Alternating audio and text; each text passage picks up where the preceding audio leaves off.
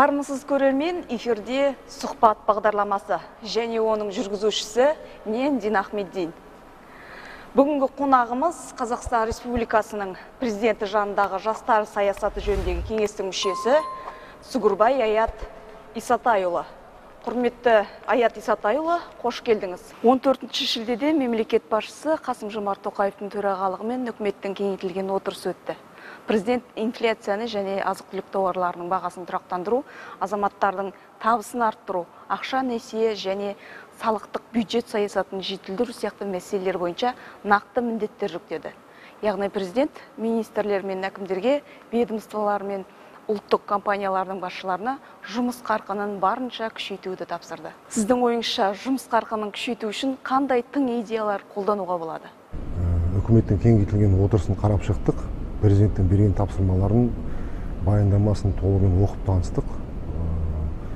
Өзекті мәселелер көтерілген. Әрине, бұрын берілген тапсырмалардың орындалысында пысықталды, және де қазіргі жағдайға байланысты сонымен қатар тағы да бірқатар тапсырмалар берілді.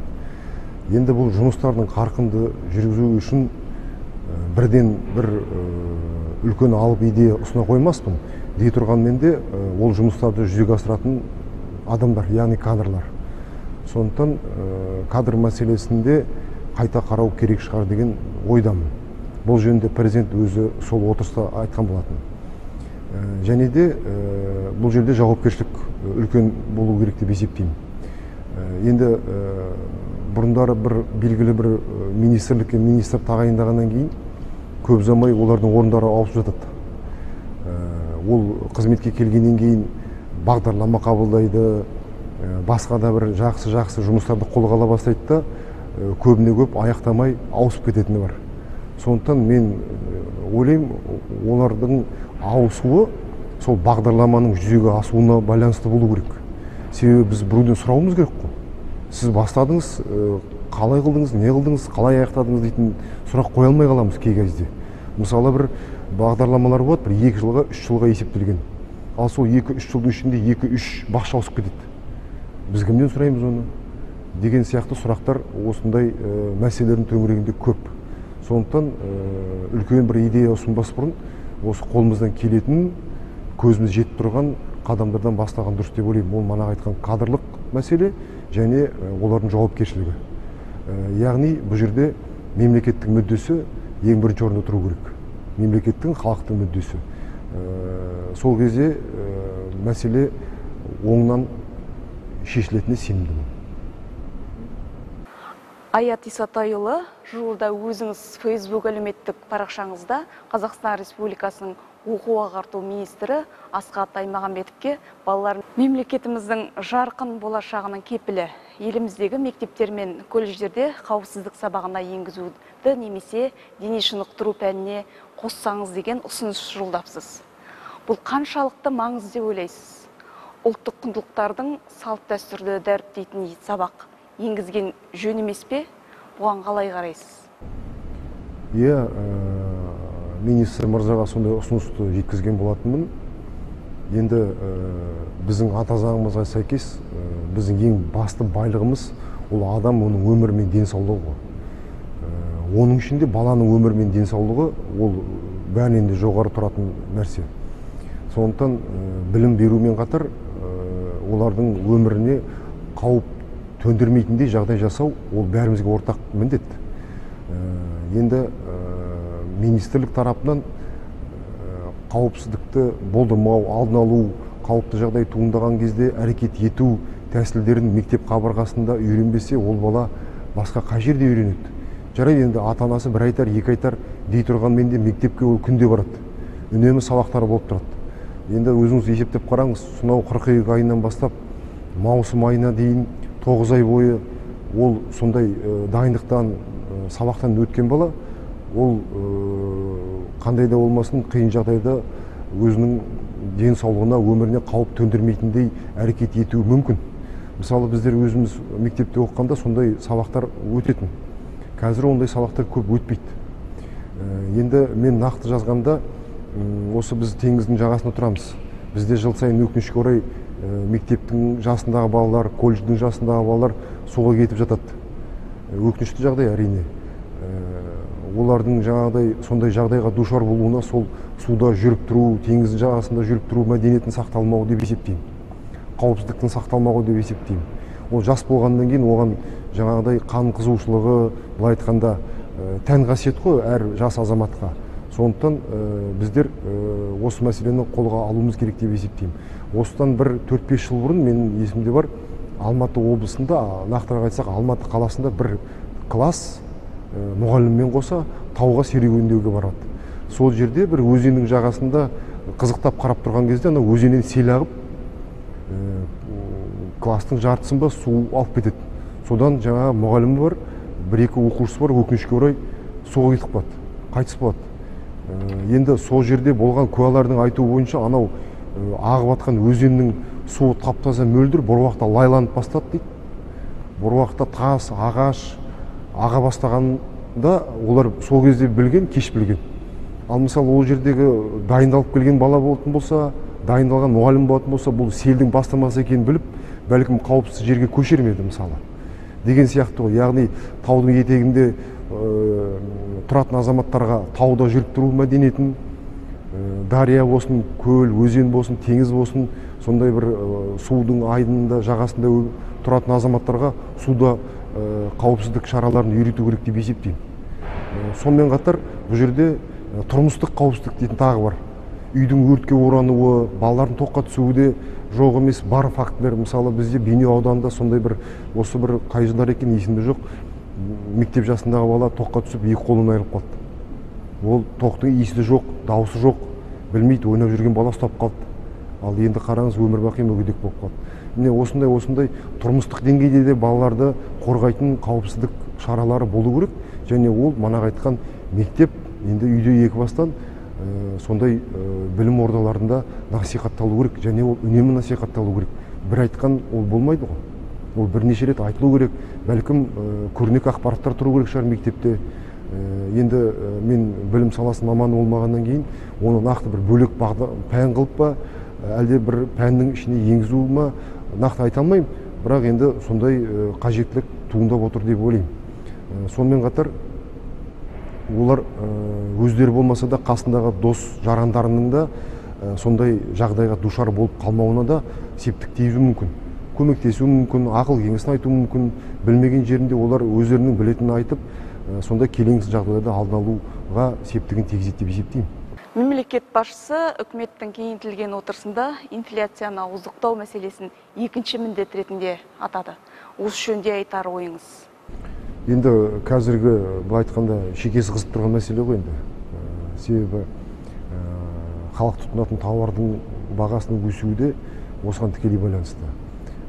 Мемлекет басшысы өзінің сөзінде тауарлардың бір қатары тіпті 80%-ға дейін өскенін атап өтті. Оны біз енді күнделікті нарықта көріп жүрміз. Ол дегеніміз осы инфляцияның деңгейі 19,2%-ға жетіп отыр мемлекетімізде. Сол себепті қарапайым азаматтарға бұл ауырлық түсіріп отқаны сөзсіз. Себебі күнделікті тұтынатын тауарларымыз ең аз дегенде азық-түлік өнімдерінің бағасының шарықтап кетуі өте қиын соқтыруда. Соңғы кездері мына қант өнімдеріне, басқа да өнімдердің бағаларының өсуі, тіпті керек десеңіз олардың дүкен сөрелерінде жоқ болып кетуі, яғни дефициттің туындауы, оның барлығы да осы біздің мемлекетімізде азық-түлік қауіпсіздігінің әлсіз тұстарын ашып беріп отыр. Өзімізде көп өнім өндірілмейді. Мысалға айтатын болсақ, бірқатар өнімдердің жартысынан көбі шетелден келеді бізге, әлі күнге дейін. Мысалы кеше президент өзінің сөзінде мысал ретінде қант зауыттарын атаған болатын. 7 қант зауыттың небәрі 3-і 4-і жұмыс істеп тұр, қалғаны жұмыс істемейді. Онда да сол жұмыс істеп тұрған зауыттардың әлеуеті 30% ғана жұмыс істеп тұр. Ал енді мына қант қызылшасын егетін егістіктердің алқаптары да қысқарып келе жатыр. Оған қоса жыл сайын жаңағы жанармайдың қымбаттауын қосыңыз. Ертең егінді орып бастаған кезде ол заңды түрде тағы да қымбаттайды күздің күні. Оған да байланысты мемлекет басшысы өзінің тапсырмасын беріп жатыр. Ал енді ол жанармайды шығаратын заводтарымыздың өзі де 2 күннің бірінде жөндеу жұмыстарына жабылып қалды. Мысалы былай қарасаңыз, бір бітпейтін жаңағыдай мәселе бар екенін аңғартып отыр. Енді осының бәрін кешенді шешу бойынша бірқатар тапсырмалар берді. Ертең күзде пысықтаймыз, жыл соңында нәтижесін шығарамыз деп айтты ғой. Сондықтан біріншіден азық-түлік өнімдерін өзімізде өндіру мәселесін біз қолға алуымыз керек. Ол үшін біздер ғылыми институттармен жұмыс жасауымыз керек. Ауыл шаруашылығын біз өте қарқынды дамытуымыз керек. Және де бағаны тұрақтандыру, жаңағы азық-түлік қорларын жетілдіру, толтыру мәселесінде келгенде бұрынғы қағидаттардан гөрі жаңа қағидаттарды қабылдауымыз керек деп есептеймін. Енді мысалыға айтатын болсақ, біздер қазір азық-түлік бағасын тұрақтандыру үшін мемлекеттің тарапынан қаржы береміз кәсіпкерлерге. Кеше мемлекет басшысы айтты, ол бәлкім кәсіпкер емес, мүмкін біз өндірушіге бергеніміз дұрыс шығар. Яғни ол өндірсін, ексін, азық-түлік өнімін және тікелей сатушыға делдалсыз, бұл жерде үлкен мәселе делдалсыз, ортада ешқандай делдал болмай, тікелей азаматтардың өздеріне жаңағы ірі сауда орындары арқылы сатуды қолға алу керек шығар деген бір ой айтқан болатын. Ол ойы дұрыс деп есептеймін. Себебі қазіргі таңда біздер кәсіпкерлерге береміз. Ол кәсіпкер басқа кәсіпкерден алды ма, әлде өндірушіден алды ма, ол да белгісіз. Сондықтан екі ортада бағаның қымбаттауы болады. Ал енді ол да былай айтқанда ұзақ мерзімді мәселе емес. Ол бір-ақ рет қана біз оны сөйтіп сондай қадам арқылы бағаны тұрақтандыруға мүмкіндік береді. Бірақ біз ұзақ мерзімді үнемі бағаны бір қалыпта ұстап тұратындай механизмдер ойлап табуымыз керек. Енді ондай механизмдер жоқ емес, бар әрине. Бірақ манағы айтқан кадрлық мәселелерге де келіп тіреледі бұл мәселе. Енді сонымен қатар азық-түлік өнімдерін өзімізде өндіруге жұмсалатын қаржының да субсидиялары бар бұл жерде. Мемлекет тарапынан беретін қолдаулар, материалдық емес қолдаулар бар. Оның өзі де қазіргі таңда қарапайым шаруалардың, бірқатар қарапайым шаруалардың қолына тие бермейтін дүние. Яғни бұл жерде бір белгілі бір топтар ғана ала беретін деген пікірде айтылды кеше мемлекет басшысының тарапынан. Олигополия дейміз ғой. Мысалы сондай азаматтар, сондай бір белгілі бір топтар ғана пайдаланып, қарапайым шаруалардың қолы жетпей қалып жатады.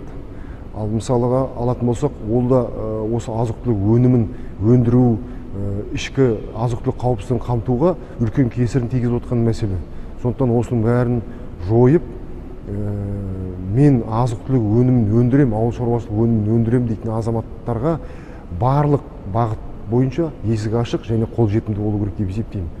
Сонымен қатар сыртқа кететін тауардың да және іште қалатын тауарлардың, өзіміз өндіретін, сырттан алып келетін тауарларға да мына баланс ұстап тұратын, олардың мониторинг жасайтын жүйені қалыптастыруды мемлекет басшысы тапсырма берді.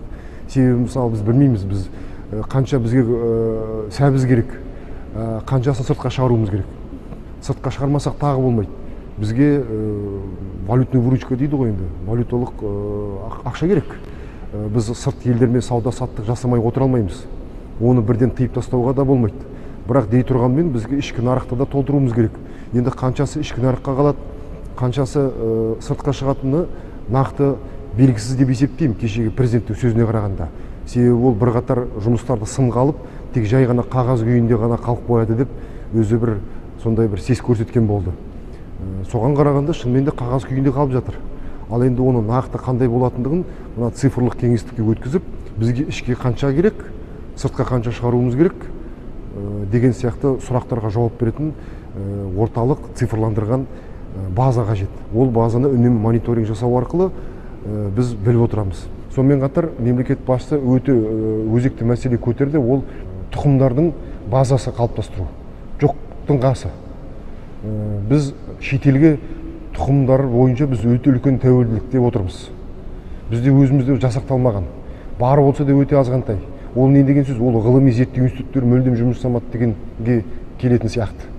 Яғни тек алып сатумен ғана айналысып келдік біз. Сатып аламыз, өндіреміз, сатамыз, сатып аламыз, өндіреміз, сатамыз. Ал ғылыми институттар бұл жерде жұмысы әлсіз деп есептеймін. Себебі ол солардың еншісіндегі жұмыс.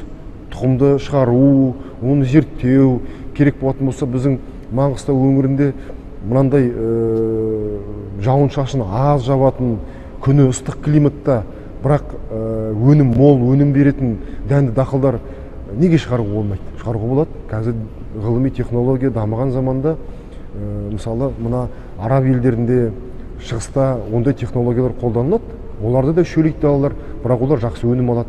Неге? Себебі ол ғылымға байланысты. Ғылымы терең дамыған, сол жаңағыдай сұрыптап сондай өнімдердің тұқымдарын шығарып, соларды пайдаланады. А бізде қазір көбіне көп тұқымдарды біз шетелден алдырамыз. Өзімізде ондай база қалыптаспаған, оны кеше мемлекет басшысы өзі айтып отыр. Ал оны қалыптастыру үшін бізде ғылыми институттар қарқынды жұмыс жасау керек. Енді жаңағы алып сатар оңай болғандықтан болар бәлкім басқада мүдде болуы мүмкін, олар жұмысқа алынбады. Қайткенде де бұл жерде мемлекеттің мүддесі алға қойылмады деп мен айта аламын. Себебі мемлекеттің мүддесі бірінші орында тұрса, бәлкім жағдай қазір басқаша болар ма еді. Сөреде тамақтарымыз енді 100% болмағанмен 50%-дан астамы өзімізде өндірілген және өзімізге жетіп артылатындай жағдайда болар ма еді деген ой ғой.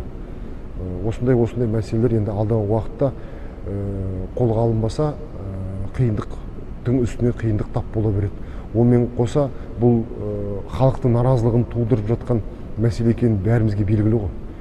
Я, ол бәлкім көшедегі жарық шамдар ауыспас, бәлкім жаяу жүргіншілердің жолдары жөнделмес. Оған халық енді шыдау мүмкін. Бірақ енді азық-түлік өнімі жоқ дегенге ешкім шыдамайды ғой. Сондықтан бұл былай айтқанда шекесі қызып тұрған мәселе. Оны бірінші уақытта шешу керек. Алдымызда міне күз келе жатыр, егінді ору, жинау науқаны келе жатыр. Сондықтан бұл мәселе күн тәртібіне түспеу керек қой енді былай айтқанда. Жыл сайын, жыл өткен сайын. Жалпы өзі әлемде азық-түлік қауіпсіздігі дейтін күн өткен сайын өшіп келе жатыр ғой. Сондықтан біз ең болмағанда өзіміздің жейтін тамағымыз өзімізден болу керек деп есептеймін. Жарайды, енді біз үлкен ауыр технология, машина, компьютер шығармай қойсақ та, бірақ тамақ өнімін шығаруымыз керек. Үкіметтің кеңейтілген отырысында президент халық саны көбейген сайын тұрақты жұмыс орындарын ашу керектігін айтты. Осы мәселені министрлер мен әкімдерге ұмытпауды тапсырды. Қазір көбіне жастарымыз мұнайшы мамандығын таңдайды. Өзіңіз білесіз, ол салада бірден орын босай қоймайды. Сіздің ойыңызша жұмыспен қамтуда қай бағытқа басымдық берген дұрыс? Енді жұмыссыздық мәселесі шын мәнінде өткір тұр. Көбіне көп бізге қабылдауға келетін азаматтардың басым көпшілігі жұмыссыздық мәселесімен келеді. Енді біреуіне көмектесіп жатсақ, біреуіне көмектесе алмай қалатын жағдайлар да болады. Оны мойындауымыз керек. Енді неге тек қана мұнай саласына ұмтылады дейтін сұрақ туындайды біздің өңірде. Оның жауабы бетінде тұрған шығар деп есептеймін. Себебі ол жерде көп табыс табады. Енді демографиялар жағынан да біздің өңір алда келе жатыр. Қазір жас отбасылардың өзінде 4-ден, 5-ден, керек десеңіз 6-дан балалар бар. Ол бір жағынан қуанатын жағдай. Жақсы, қазақтың саны көбейіп келе жатыр, халқымыз өсіп келе жатыр. Бірақ енді оның барлығына манағы айтқан азық-түлік керек, балаларға әке-шешесіне жұмыс керек қой. Сондықтан ол күн тәртібінен түспей келе жатқан мәселе. Енді сол себепті олар көп табыс табатын жұмысқа ұмтылады ғой. Себебі халық тұтынатын тауар қымбат. Мысалы 150 мың теңгемен 6 баласы бар азамат, ол отбасын асырау қиын ғой. Енді тауардың бағасы өспесе екен, бір қалып тұрса, онда бір сірә. Бұл қарыштық адам жасап өсіп келе жатыр. 180 күн өтті, мінекей тарифтердің өсуінде біз күтіп отырмыз. Өкінішке орай олар өседі. Ал халықтың табысы олай өспейді. Сондықтан бұл жерде заңдылық адам баласы жоғары табысқа ұмтылады. Ал енді біздің өңірде жоғары табыс беретін не? Әлбетте ол мұнай-газ саласы. Сондықтан мұнай-газ саласына жастарымыздың көптеп ұмтылуы сондықтан деп есептеймін. Енді мұнай-газ саласы да былай айтқанда мәңгі емес. Бұл да сарқылатын шикізат көздері. Шын мәнінде біз тек қана оған ғана тіреліп қалмай, басқа да салаларды қарауымыз керек, дамытуымыз керек. Жастарға біз насихат айтқан кезде олар сұрақ қойды бізге қарама-қарсы. Алай жарайды, біз басқа саланы таңдайық. Ал айтыңызшы, сол таңдаған саламыз қаншалықты бізде дамыған? Ол сала бізді қабылдауға дайын ба? Бұл айтқанда енді мұнайшылардікіндей болмағанмен соған жақын жалақы беруге дайын ба деген сияқты сұрақтармен кездесіп қаламыз. Тіпті керек десеңіз, оның басым көпшілігіне біз жауап бере алмай қаламыз. Себебі шын мәнінде біз оған енді өкінішке орай дайын емеспіз. Туризм саласы дейміз, енді бір ғана рексізбен біз бәрін туризм саласына бет бұр деп айта алмаймыз. Мысалы, шетелде оқып келген азаматтарға оқып келеді, білімі көп, ал сол алған біліміне сай бізде жағдай көбіне көп жасалмаған. Ондай жағдайда қайтеміз біз деген сияқты бір сұрақтың төңірегінде бірнеше сұрақ туындайды.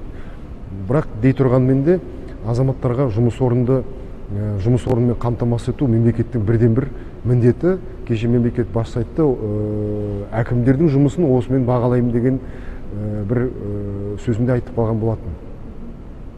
Енді қанша бірнеше әкім ауысып жатыр, әр әкімнің тұсында бәленбай жұмыс орнын ашып жатырмыз деп айтып жатыр. Енді расында ашып жатқан шығар, бірақ дегенмен де мына демографиялық жағдай оны озып кетіп жатыр. Иә, озып кетіп жатыр. Енді мен өзімнің әлеуметтік парақшамда бұл турасында бір сұхбат берген болатынмын. Сол кезде мен мынандай мысал келтірдім. 2003 жылы біздер 15 миллион халық болдық. Қазір 19 миллионға жеттік, Құдайға шүкір. Ортада 4 миллион халық пайда болды. Енді орта есеппен қарасаңыз, ол балалар қазір институттың соңғы курсында оқып жатыр, немесе оқуын бітіріп жатыр. Олар ертең жұмыс сұрап келеді. Мына екі ортада пайда болған 4 миллион халыққа біз жұмыс беруге дайынбыз ба? Иә, енді кәсіпкерлікке оқытуға бел будық, оқытып жатырық. Бірақ енді адам болғаннан кейін бес саусақ бірдей емес, оның бәрі кәсіпкер бола алмайды. Онда ескеруіміз керек қой. Сондықтан демография мен өнеркәсіп, өндіріс екеуі қол ұстасып келе жатпаған сияқты. Адам баласын туу қарқыны жоғарыда, ал мына өндіріс, өнеркәсіп ошақтарының ашылуы, жұмыс орындарының ашылуы, ол ондай қарқында емес. Сонымен қатар үлкен бір тағы мәселе, бұның төңірегінде цифрландыру. Яғни 3 адам, 4 адам жасайтын жұмысты қазір роботизированный процестерге көшкеннен кейін олардың қажеттілігі болмай қалып жатыр. Яғни жұмыс орындары жойылып жатыр.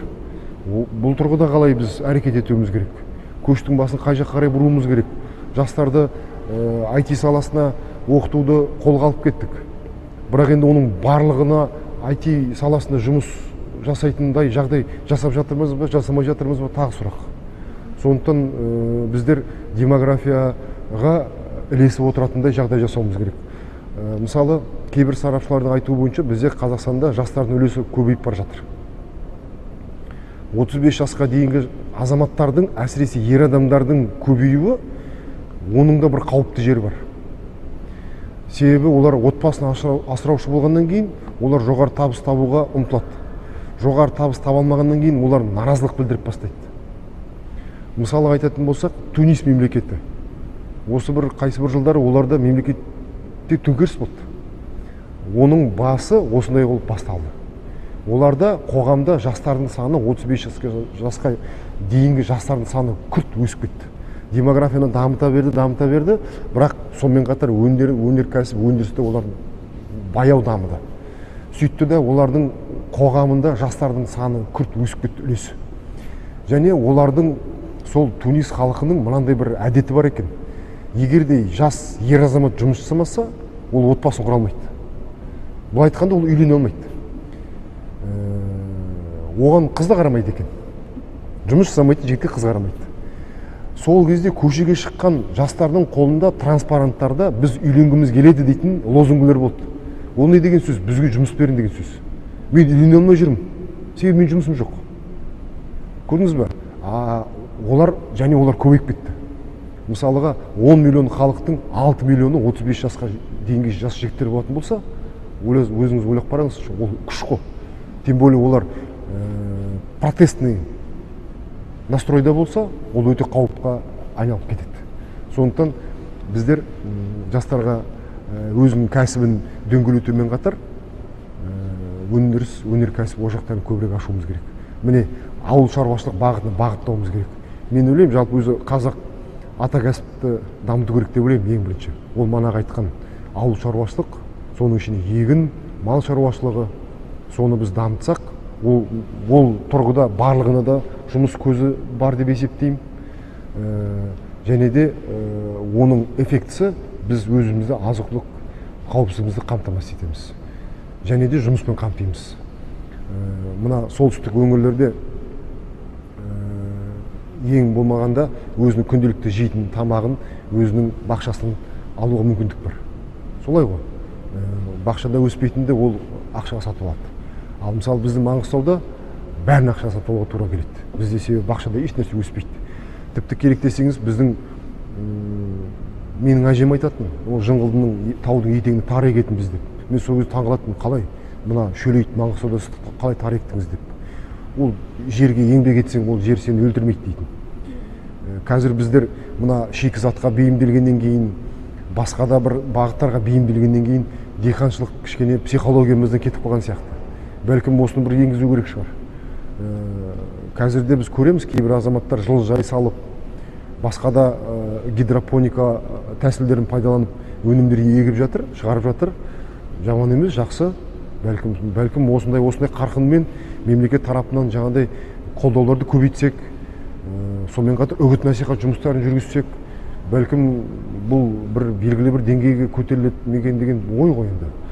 Солай біздер мына шикізат игеруден бас тартуымыз керек, және оны мына айтқан тек қана бір жақты ғана мемлекет қолдау беріп жатыр деп емес, сонымен қатар біз оны насихаттауымыз керек.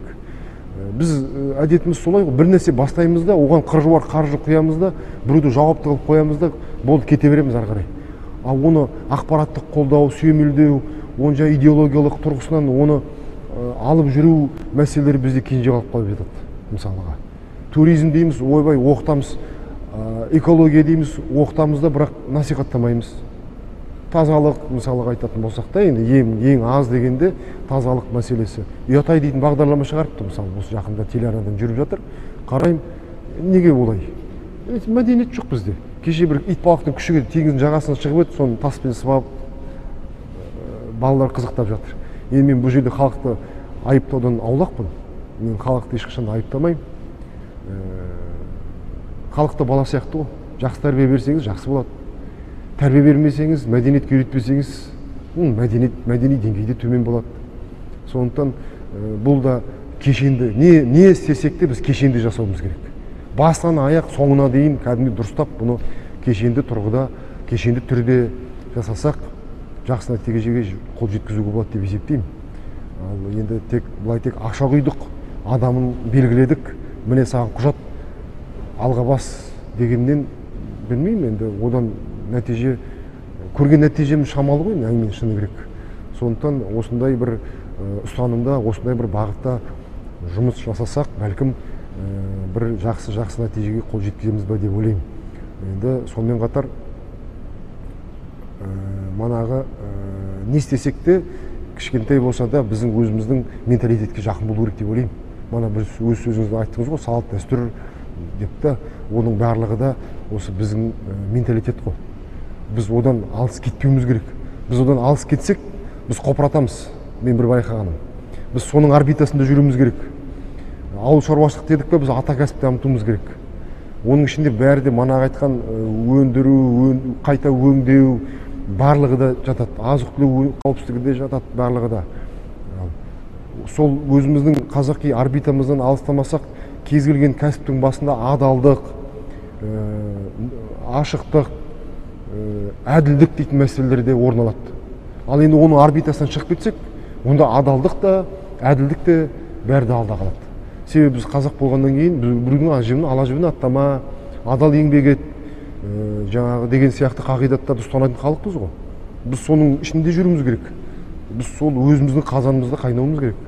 Ол сыртына таси берсек, жаңа тасыған сорпа ұқсап, сыртына ағамызда кетеміз, болды.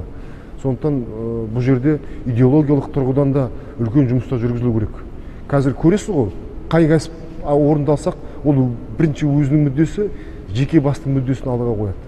ал халықтың мүддесі, мемлекеттің мүддесі кей кезде екінші, үшінші, тіпті ең соңғы қатарға да түсіп кетіп жатады.